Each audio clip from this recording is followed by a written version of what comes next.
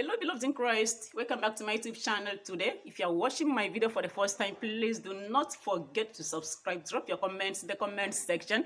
Give your thumbs up to the video. Share the link of my YouTube channel and download the video as well. Many people underestimate the saving power of God, the liberating power of the Most High God. Today we're going to look at the power of God in saving his people.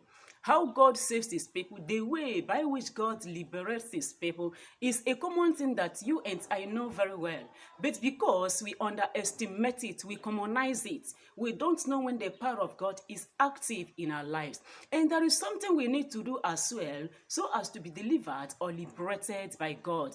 Yes, God saves his people whenever he wants to save them. Yet, you and I, there is something we're supposed to do sometimes for God to deliver us. Let's just know just two things that you and I should do before God will deliver us. Let's look at those two things. By his mighty power, God liberates his people by his mighty power. When God liberates his people by his mighty power, it doesn't mean that you did something to merit that. Sometimes you are asleep and God delivers you without you knowing it. Sometimes accident occurs on the road. You are delivered. Not that you were praying before the accident or you have finished praying before the accident, but it happened. God delivered you. No injury was sustained.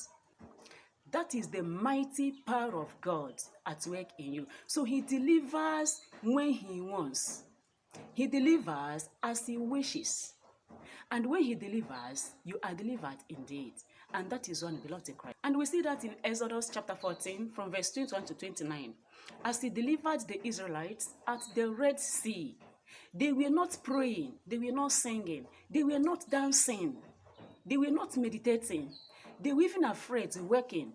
At that point, for them, all hope is lost. But God delivered them through Moses. That is how God delivers his people. And that is the mighty power of God at work in his people. The next point, beloved in Christ, is prayer.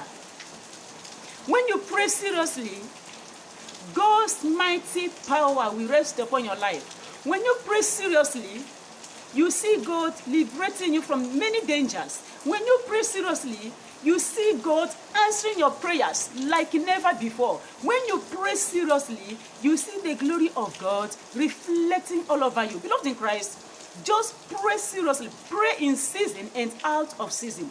Yes, sometimes there might be a prayer point, a prayer request you have been presenting before the throne of God. And the answer to that prayer seems not coming now. That doesn't mean that God is not going to answer that prayer.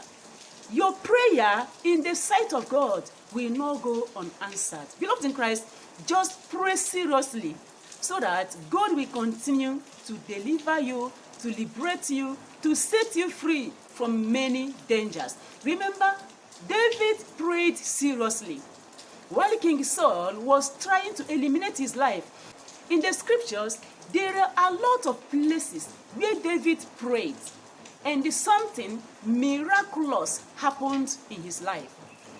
In some cases, he prayed and God delivered him.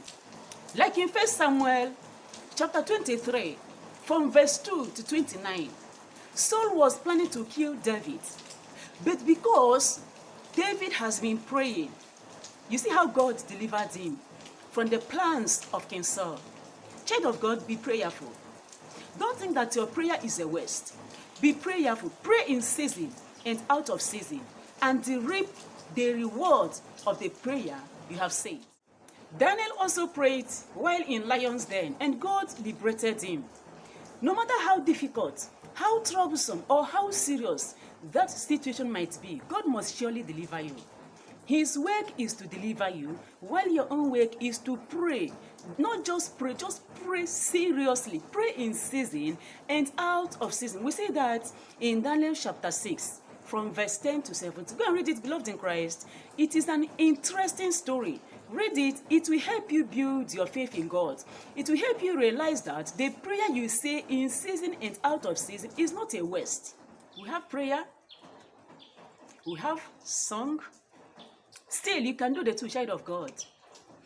and Silas in Acts of the Apostles, chapter 16 from verse 25 to 40, they sang and prayed while in prison. The power of the Most High God came down. Sing and you pray. Combine the two and see the difference. If you practice one, just only prayer, it will work for you. If you practice singing, it will still work for you. Now, when you join the two, you see double liberation. You see double deliverance. You see how mighty the power of God can be within a twinkle of an eye. Child of God, combine the two. Pray, sing praises, and God will surprise you. He will still show himself a God in all your situations and predicaments. God is still at work in your life. God is still a God. He does not change. It is not that your ugly situation that he will see and change. He remaineth God. He doesn't change. That your situation will not change. Rather, he will change that situation for your good. Sing and you pray. Emulate Paul and the Silas and see what God's mighty power is in the life of every child of God. Beloved in Christ, do you know the worst part of it? Many people who have gained this liberation from God prefer living in bondage to embracing this freedom. Some people are cured of their sickness. They still pretend as if the sickness is still there. Some people are liberated. They still live as if they are still in bondage. Some people are set free from enslavement. They still behave as if they are still slaves. They forget that the word of God in Galatians chapter 5 verse 1 says, freedom is what we have. Christ has set us free. Stand then as a people who have been set free, and do not allow yourselves to become slaves again. This Bible passage is telling us, beloved in Christ, to embrace the freedom, the liberation, the deliverance that Christ himself has brought to our doorsteps. If the Lord has delivered you, claim that deliverance. Claim that liberation. Do not give the devil the opportunity to take it away from you. Because any slightest opportunity we give the devil, whatever freedom you gain without realizing it, the devil will take it from you. Jump out of your chair. Embrace that freedom. Make it your own, it is yours. For Christ has truly and indeed given you that freedom. Do not become a slave again. It is your freedom and it is your freedom. So embrace it, claim it, and hold it jealously. It is what the Lord has given to you. In conclusion, beloved in Christ, John chapter 8 verse 36, if the Son of Man sets you free, you are free indeed. Christ has set you free. The Son of Man has set you free. You are free indeed. Embrace your freedom. Embrace your liberation. Embrace your deliverance. It is yours and it is yours forever. Beloved in Christ, thank you for listening. Do not forget to subscribe. Drop your comments in the comments section. Give your thumbs up to the video. Download the video and share the link of my YouTube channel.